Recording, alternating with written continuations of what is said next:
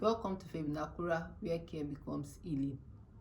Today, I'll be talking about something very important that is often overlooked. The don'ts for accident victims, especially road traffic accidents. After an accident, what you do next can save a life or cost one. Whether you are the victim or helping someone who is injured, these mistakes are common and dangerous. Don't panic. Panicking increases pain, bleeding, and confusion. A calm mind helps you think clearer and take a safer action. This is emphasized in first aid guidance worldwide. Don't move suddenly. Unless there is immediate danger like fire or active traffic. Don't move the neck, back, or body. Sudden movement can worsen spinal injuries or internal damage. UK first aid guidance explicitly says do not move casualties unless there is further danger. Don't stand immediately or try to walk around.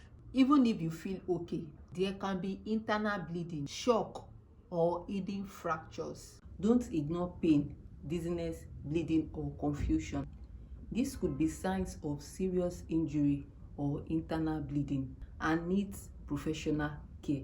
Don't try to push broken bones back in or force movements. Never massage, realign, or manipulate injured body parts. This can increase damage and bleeding. Don't remove objects stuck in the body. Objects sometimes plug a wound and prevent excessive bleeding. So when you remove the object, blood starts to gush out, and that can lead to life-threatening hemorrhage, which can also lead to hypovolemic shock, and the person might die from the shock. Don't remove a motorcyclist helmet unless necessary. Only remove a helmet if the victim is not breathing and there is no other way you can access the person's airway.